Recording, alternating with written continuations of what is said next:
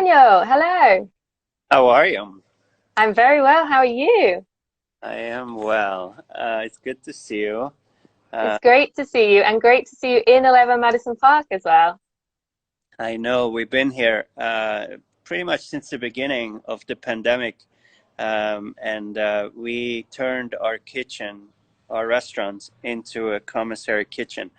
We partnered with Rethink Food, like you said, to provide meals for people in need, and this has been really incredible work.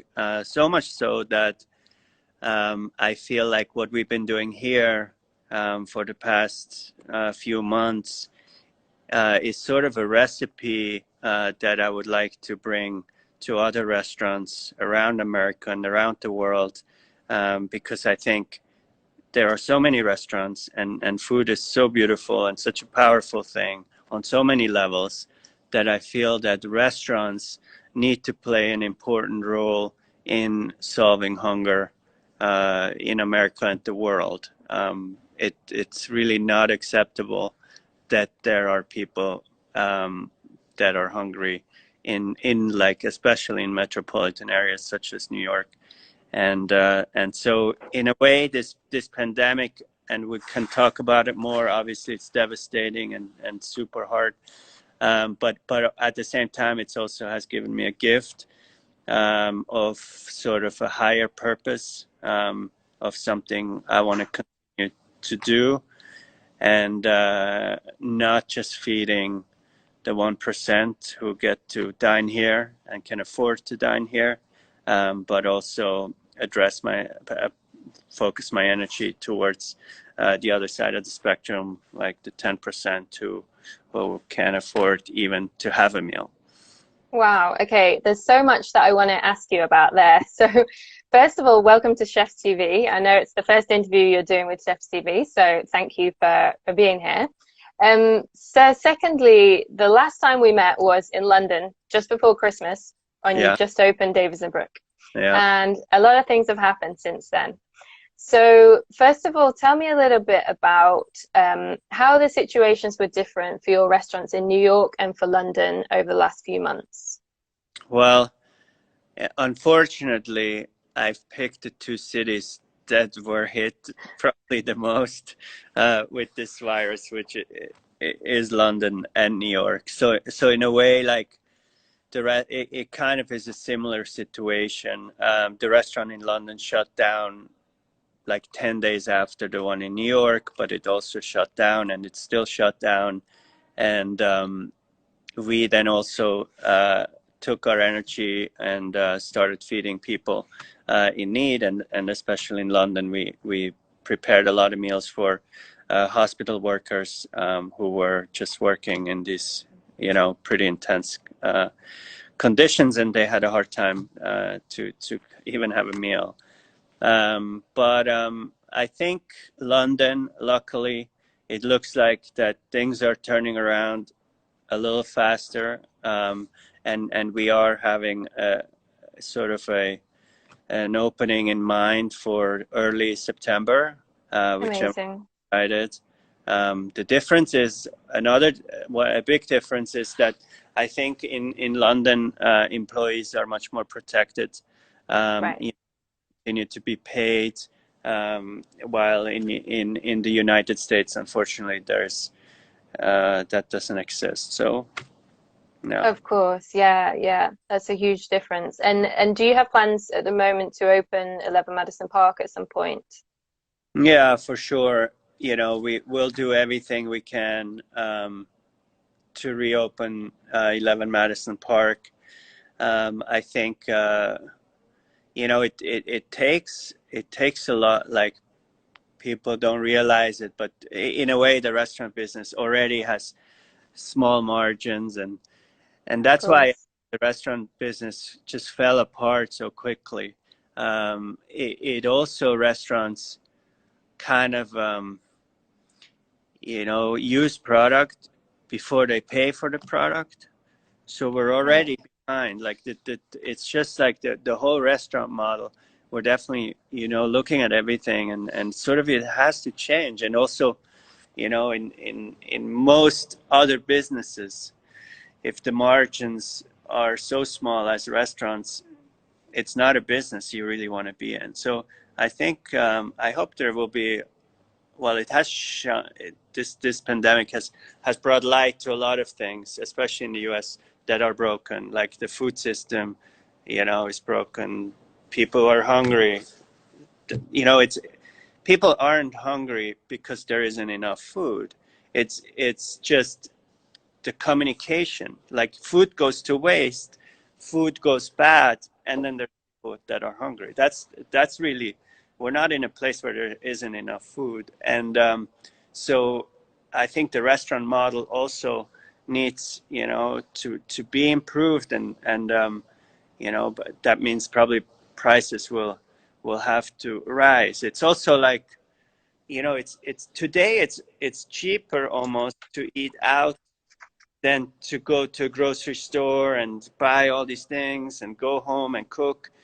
Going to a restaurant could be almost cheaper, and that means there's something. It's kind of broken, no? That wasn't Yeah.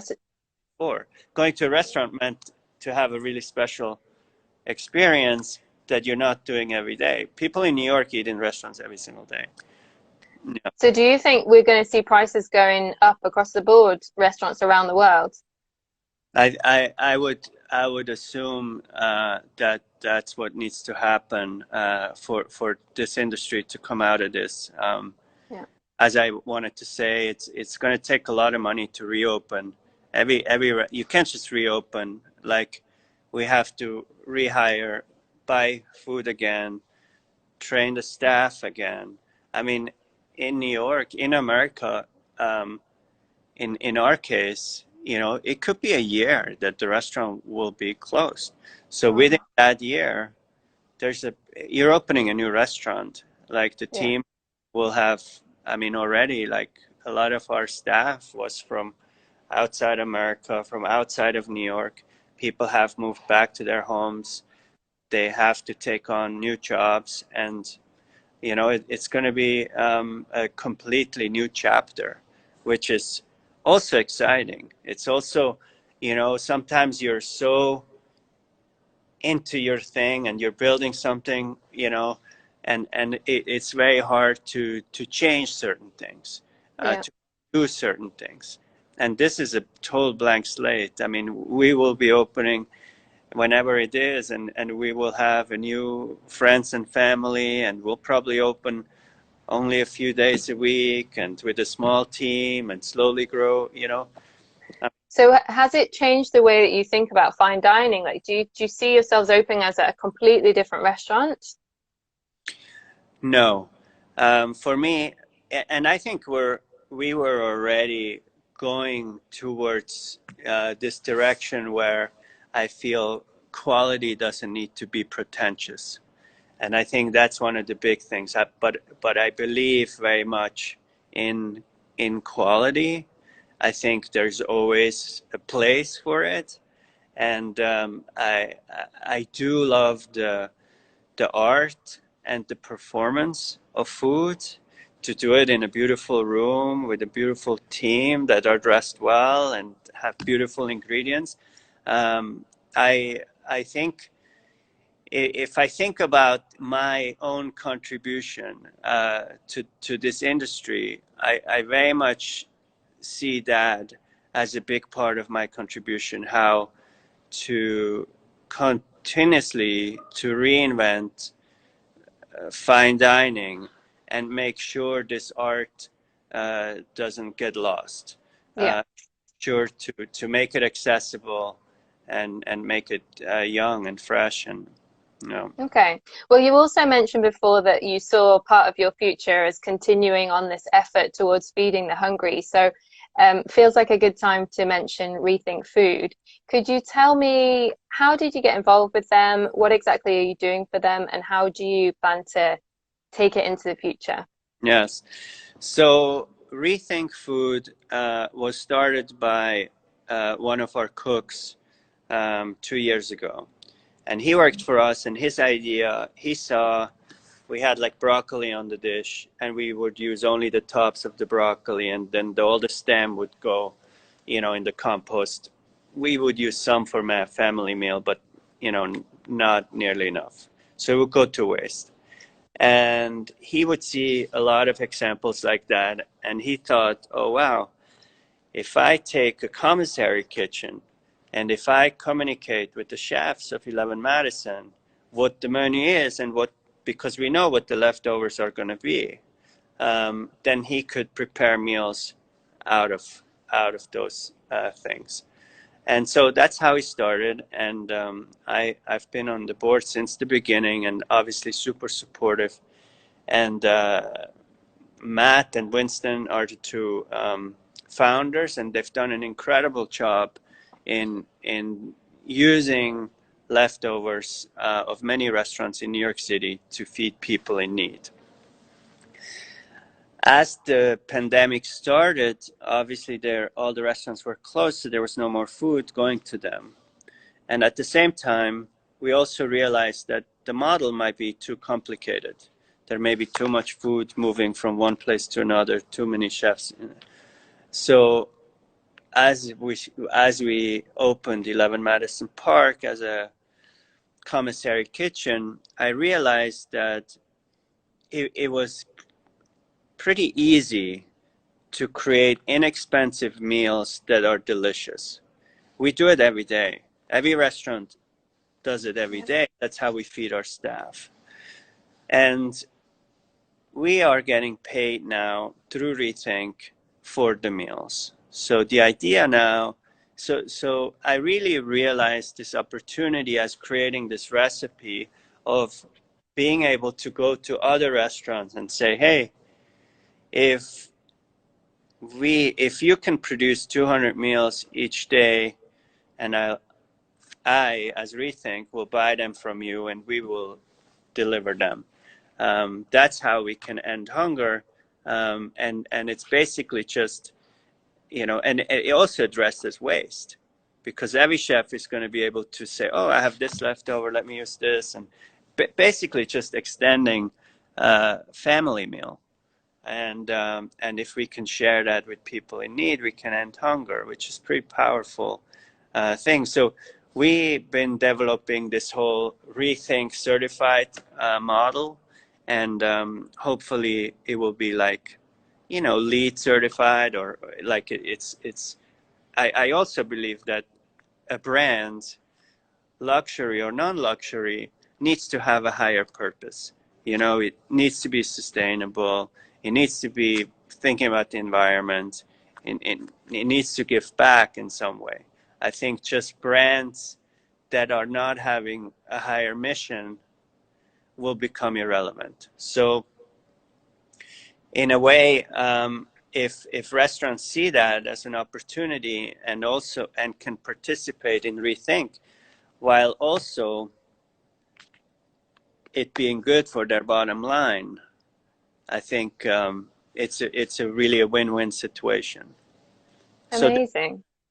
So we've been, you know, in this past 4 months now, we are producing 5,000 meals a day at 11 Madison Park, which is obviously a massive number, and we could never do that in a normal when we are open, but we could definitely continue to do 200 or 300, or yeah. And so, but we have gotten now 35 other restaurants on board in New York City. We're doing over 100,000 meals per day.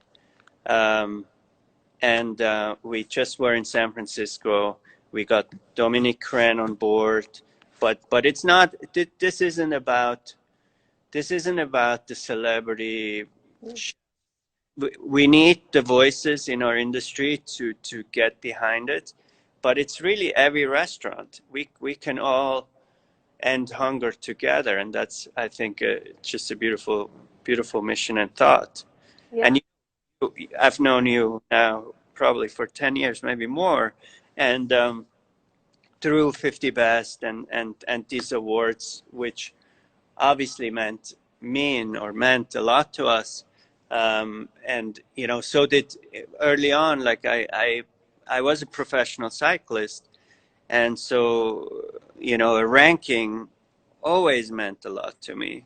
That's how I've been, operating for a long time. And so it was like the Michelin stars, it was like the New York Times stars, it was the 50 best ranking. And I'm really proud of everything we've achieved, and we're going to continue, to achieve these things. But honestly, when at 40 years old, there wasn't that much more to achieve for me. Yeah. We kind of did it all.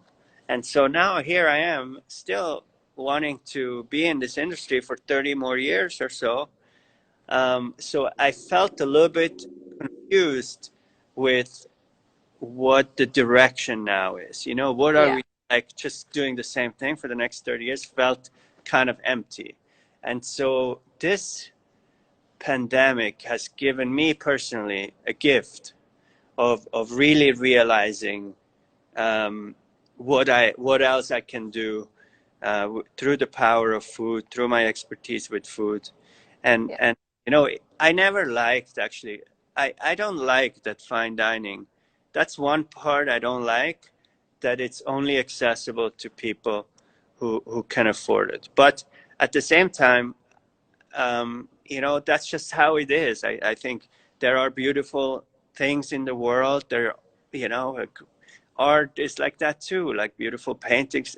They have a price to it. And so if we can do both, then that would be really beautiful.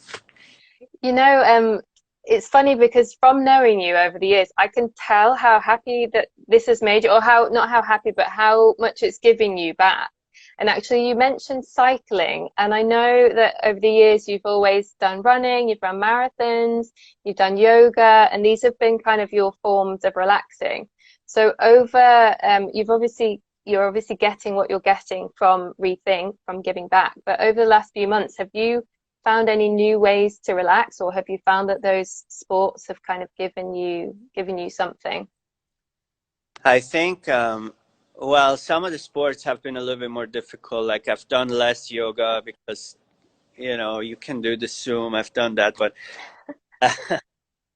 I definitely have been riding my bike more than normally. It's also nice because there's no traffic, so it's a lot easier to get in and out of the city on a bike here in New York. I've been running a good amount, but also I definitely I've had more time at home, and sort of I always drew. Well, I always draw my dishes and stuff, but art is a big part of my life. So I've been drawing a lot, and now even painting more, and doing pottery as well. But now sort of I'm trying to make, for the next 40 days, with a friend of mine who is also an artist. We're doing every day a painting, and sort of, Ah, but just for myself. But I feel, so we're like only day 3, but it really changes. It changes sort of, like, I feel like this has been such a learning time of learning, but and struggle. I mean, like, just like, I mean, I'm devastated. Our restaurant was fully booked till the very last. It was a Sunday night. We were fully booked, and then the mayor of New York said we have to be closed the next day, and that was March 16th. Since that day, I've seen, almost no one of our staff. Um, Everyone had to leave. We had to let people go. We couldn't continue to pay them, because no restaurant can. And so it is devastating to realize that none of it will be the same. Like, none of it. And the capital of restaurants you know that, but it's the people. Yeah. It's not, you know, it's really the people. We've been working together for years and years, and that trust to build. It's like a ballet where people can function without words almost, you know. It's like that takes years. All that is broken. All that is gone. So I'm not gonna lie, I've had really challenging days. And then, you know, the reality of, okay, it's gonna take a few $1,000,000 to reopen this restaurant. Where does that money come from? People right now, it's not like people are investing in restaurants right now. So it just was like a lot of anxiety, a lot of challenges. I feel like, you know, we're working through it. But so now I kind of entered, I was telling myself that the month of August is really a time where I want to kind of get back to like kind of accepting what just happened and starting creating again, starting to Right. like coming out of the emergency, you know, behavior, but sort of trying to shut that off, trying to draw more, trying to be outside more, trying to create dishes, and hopefully then by like the fall, you know. Yeah. That sounds like a good approach. So I'm noticing from the followers we're getting a lot of love from Switzerland, which kind of takes me right back to your beginnings. So can you tell me, as a young boy in Switzerland, what was it that originally made you fall in love with cooking? Well, I think my mother was an excellent cook, and she cooked all the time, and I didn't really appreciate it early on. I always loved food, and I guess I got a palate for certain homemade things because we never, you know, she made her own bread, and like we never got like baked goods from a store, or it was always homemade, and the produce always came from the market, and the eggs from the farm, and the milk, and all that stuff. So in fact, when I was a kid, sometimes I was annoyed by it, you know, by you know, the big glass bottles of milk, and like it just felt like cumbersome. And of course, as a kid, you have all these other kids who are eating certain cookies of certain brands, and you're like, why can't we not have that? But I guess, or you know, washing the greens coming right out of the ground where it was raining outside, and you have to wash it like 10 times and things like that. So I guess it was sort of ingrained in me being around that. But then, you know, I was pursuing a path to become a professional cyclist. And I left school when I was 14 years old, against my parents' sort of recommendation, but I did it anyway. And my dad decided, you know, not to support me financially. And so I had to support myself at a very young age. And the only job I could find as a 14-year-old was in a kitchen. And I got really lucky that I just came to a really nice chef person who cared about me, and you know, he said, oh, let me show you how to make a salad dressing or how to butcher a chicken. And in the beginning, I'm like, no, I'm fine. Like, it's all good, you know. But so I learned a lot. I worked there for years. And really, when I was like 22 or so, um, I, um, I realized, you know, and there were some dark years in cycling as well, and for obvious reasons. But you know, it just, I lost kind of the passion for it, and I realized that my true passion was cooking. And then I decided to take, um, you know, to take what I've learned in sport and take it into cooking. And in fact, I've always, still today, I'm always looking at it as a sport in a way, as a team sport, as a competition, as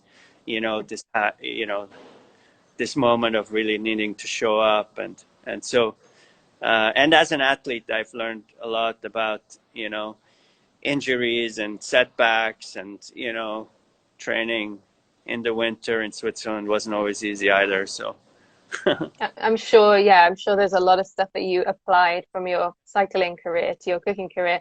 So in a moment, we're going to we're going to get a few questions from the followers because we've got lots already. But just one more quick question before that. So what do you think up until now has been the biggest challenge of your cooking career?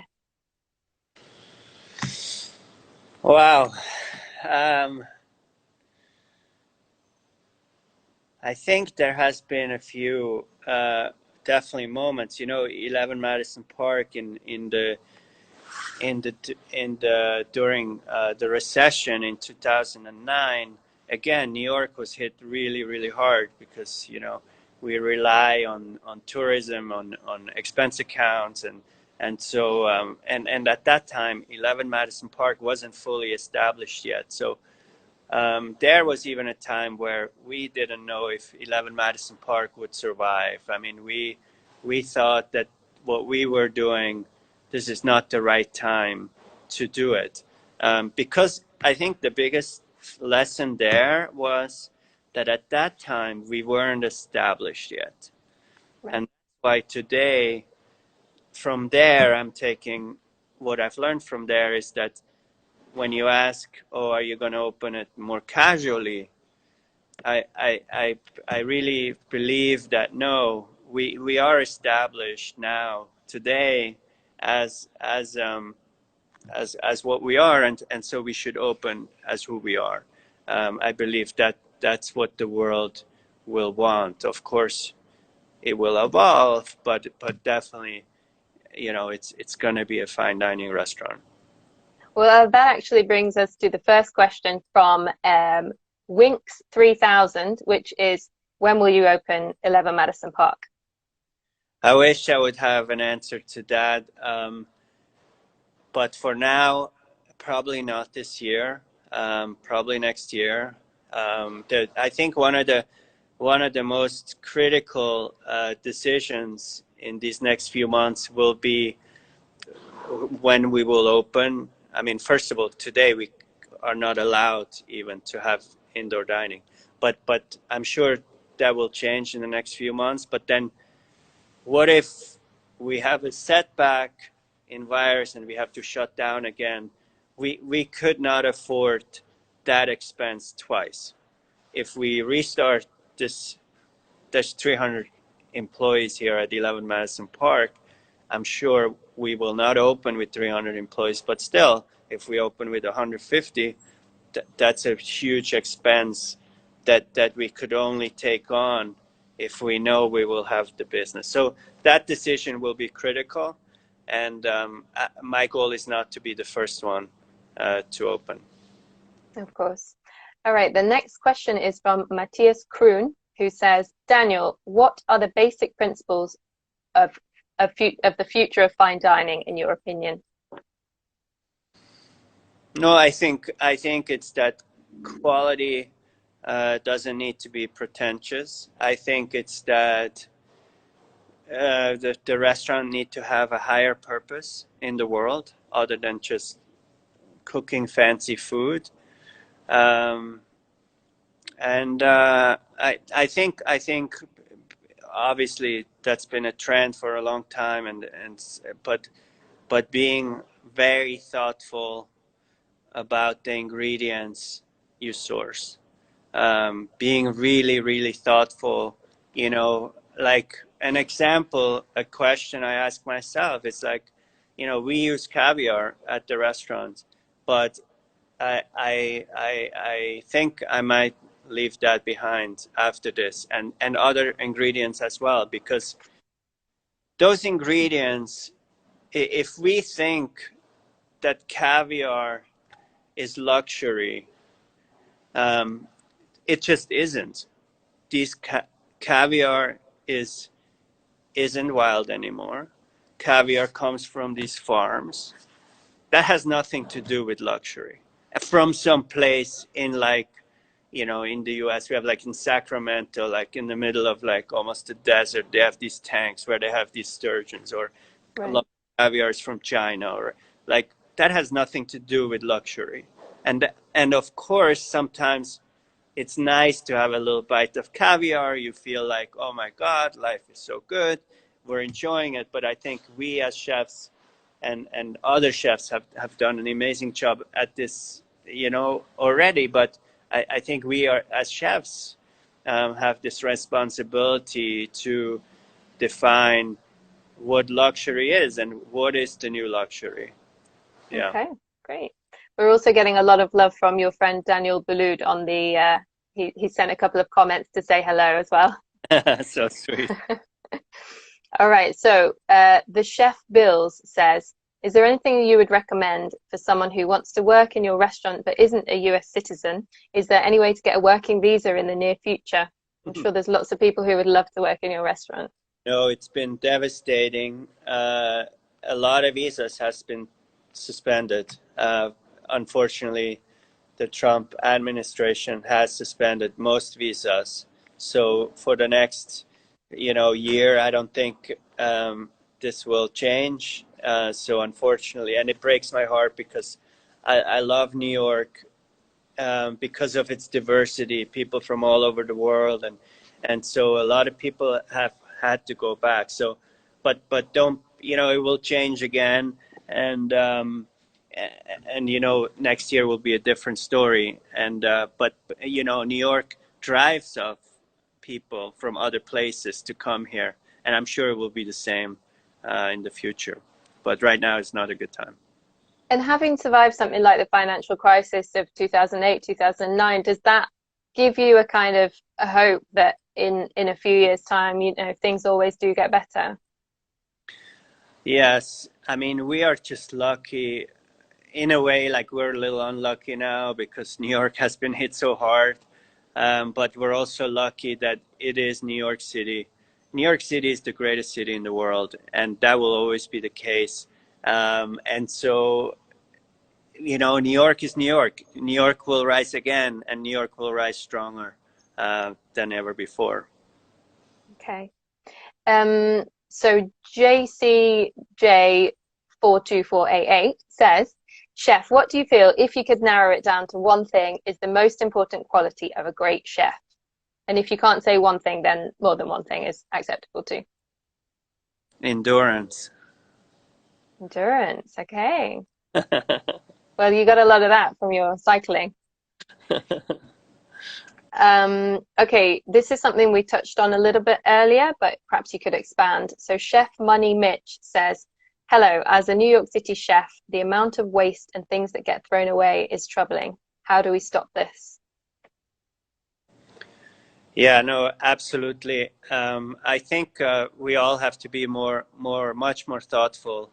That's why I love the idea of restaurants, helping to end hunger, because I think the chefs are really in the center of the conversation between farmer and food production and consumer. So I think the chefs have a large responsibility in addressing this issue, which is heartbreaking, and we all can do a better job, but for sure we have to take this very seriously. Okay. Eduardo Hindman says, because of the current coronavirus situation, do you think that restaurants with a Michelin star, I guess, or fine dining restaurants, will suffer more or will have to close? I think fine dining restaurants will have a higher expense to reopen. They are also relying on tourism more than other restaurants. So I think that will be the challenging part. But if a restaurant is established, I think people will want to go out to a nice restaurant. You know, I think, I mean, people are going to be so tired of home cooking, I think. And also like in New York, which is super fun right now, but a lot of restaurants have like outside seating, and that's a really nice thing. But also eventually people will realize, I'm like, okay, I can't wait to be in a nice restaurant again and have like, you know, a sort of a sophisticated dining experience. So I don't know, but it definitely, the margins are lower and it's going to take more money to reopen. Yeah, okay. Well, I can certainly say that in London, you know, people have been going out to restaurants again, and Yeah. there's a huge, huge appetite. And in fact, on that first weekend, on the 4th of July, when when some restaurants were able to reopen here, it was impossible to get a booking because obviously restaurants were opening below their normal capacity, but it did show that there was a huge demand from customers. So I'm sure for a lot of restaurants, when they reopen, they will find that the customers are there, ready and waiting. But And it is glad Daniel Boulud is on here, because Daniel has been such an amazing mentor to me, and really welcomed me to New York all these years ago, 15 years ago. But I definitely feel that there's a lot of weight on our shoulders. You know, it's not just about this business, but I think fine dining, it's a lot about culture, and I think we do have a responsibility to the city to bring these restaurants back. Yeah. yeah. And I think this is a really interesting question from Saddam DLS, which a lot of people are in this situation, is what do you suggest for an unemployed chef? What would you do if you were currently unemployed, I guess? You know, it's you know, people need to figure that out. People need to be paid, right? So I think in a lot of our chefs here in New York have taken the route of cooking for a family, taking on a private chef role. That's probably the most obvious one. But yeah, you know, I wish I would have the answer for everyone, but that's what I would do probably. Well, you talked about doing your art and opening your creativity that way, so I guess there are things that people can, you know, at least do to keep the creativity going. No, for sure. I mean, and you see it. Like, I think a lot of people have taken on some hobbies or some passions that they maybe never had time for, and now they do, and that's a beautiful thing. But I mean, I don't think I could make money from my art. No, of course. Yeah. Well, I'm sure you could, but maybe not everyone. All right, there's a couple of questions here which I think you can probably answer together. One of them we touched on before. Serotonin 19 says, "Hi chef, how do you see your work with Rethink once the restaurant is back up and running?" And Lim and He says, "Are you going to expand Rethink to UK and Europe?" The first answer is that to be a Rethink certified restaurant, you can be certified by producing meals on a daily basis, which the restaurant will be paid for, or you can also fundraise money. So at 11 Madison Park, we have the unique opportunity, I think, to do both. But then I see my role with Rethink to really bring this to as many restaurants as possible.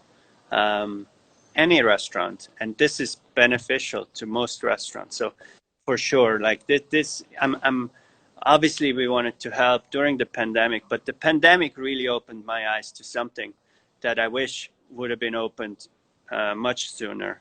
But for sure we will continue this work even stronger. And the second question, the answer is hopefully yes. We will expand Rethink to other countries, but probably not very soon, because America's pretty big and it's going to take a while for us to, you know, really set foot everywhere here. Okay. Well, that question actually about the UK and Europe really made me think. So, for the last, I don't know how many years, you have had this crazy life. You've been constantly traveling, constantly busy, constantly opening new restaurants and hotels and everything else. Do you miss traveling, or are you like, this is quite good being in New York? You know, it's interesting. I mean, I love to travel for sure, and I get inspired by being in different places. But if my life today is on one side of the spectrum and the life before on the other, I would choose to be closer to the spectrum where I am today. I want to travel more thoughtfully, and I think it will actually change the world. I mean, I think I'm not the only one.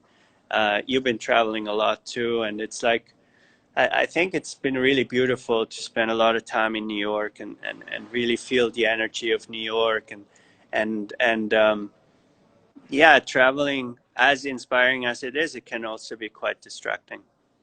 It can, yeah. I really love that expression, travel more thoughtfully. So, thinking ahead to the next maybe year, maybe we're talking about 2021, Yeah. where are you most looking forward to going? Well, I think that I'm really excited to go back to London. I love London so much, and I'm excited to go back to Davison Brook and I guess get a second, open the restaurant a second time a year later. Mhm. Uh, but it's such a beautiful restaurant, and we have such an amazing team there that's just ready to open the doors again. And I started my journey when I was 16 years old. I worked at the Claridge's in London. I am from Yeah.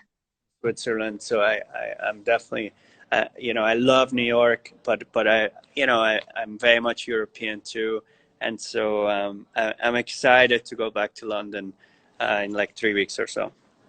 Oh, in 3 weeks. Wow. Yeah. Um, well, there's been lots of people commenting during the chat, including from Davies and Brooks, saying we miss you.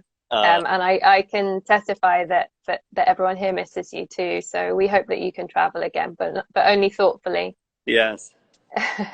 So, are there any learnings that you'll carry over from this coronavirus period into your future? Oh, for sure. So, I mean, so many. This would take another hour probably to talk about. But I think, well, the learning is to be more thoughtful with your time, to give back, to I learned that like certain relationships were not, like the relationship to your landlord, for example, the relationship to the person you do banking with, or your lawyer, just to in a way to have less relationships, but just to and it doesn't take that much, but just to show appreciation to more to the people in your life who make a difference you work with, and I think it's going to enrich life so much to even like the landlord here at 11 Madison Park. I never really spent that much time worrying about that, but now it's been really nice to get to know them more and to have a relationship. It's just I think it's going to make life much more meaningful and rich. And it's a way of protecting yourself in the future as well. I guess it's something that all restaurants can do is get to know the people that are gonna be responsible for the things that happen to them in the future. Yes, I think that's right. Yeah. All right, we'll go one final question, which is how do you imagine the future of fine dining? And I know you've sort of said parts of this, but is there a Uh, future you can imagine? yeah, my responsibility, I very much feel to make sure fine dining is going into the future. Um, and maybe the word fine dining isn't even the right word, but it seems quite antiquated and kind of stuffy already. But I think high quality ingredients served in a creative, beautiful way, there will always be a place for it. So it's just our role to make it fun, make it accessible, approachable, and yeah, there's always room for beautiful things in this world. And is there anything else that you'd like to tell your teams around the world, as well as the people that are looking up to you and following this chat? Yeah, I think well, first, I'm just devastated for everyone who has lost their jobs, and I wish things could be different. But I hope everyone can find the silver lining, look at it in a positive light. The world will turn around again, and just to stay focused on that. I think we are lucky, and I think the most amazing thing is, and I choose to be a chef. Working with food has been giving me pleasure for so long, and it continues to really satisfy me. It's a beautiful profession, and food has so many different meanings, and you know, like even maybe today, like the fine dining restaurants are closed, but food has so many other aspects that I hope people can explore and find happiness with. I mean, for me, these past 4 months have been some of the most rewarding. I mean, you know, it's nice to cook a nice meal here and people say, oh, it's the best meal they ever had in their life. And that's nice and means a lot. But in these last few months, we've gone to these neighborhoods like Brownsville, Brooklyn, or the Bronx, or Harlem, or Queens. And really, when you start to look around, there are a lot of people in need, and when you serve meals to people in these neighborhoods, and these people come up to you and say, hey, this was maybe the best meal I've ever had in my life, that's really, really, really touching. So I think finding ways to give back is definitely a good way during this time to make yourself feel whole. That's incredible. Such good advice, and so hopeful for everyone who's watching this. So, Daniel Humm, thank you so much for your time. Thank you so much for your thoughtful responses. Thank you. And we all wish you the best of luck with Rethink and with the future of 11 Madison Park and Davison Brook. Thank you, everybody. Bye. Thank you. Bye. Bye. Bye.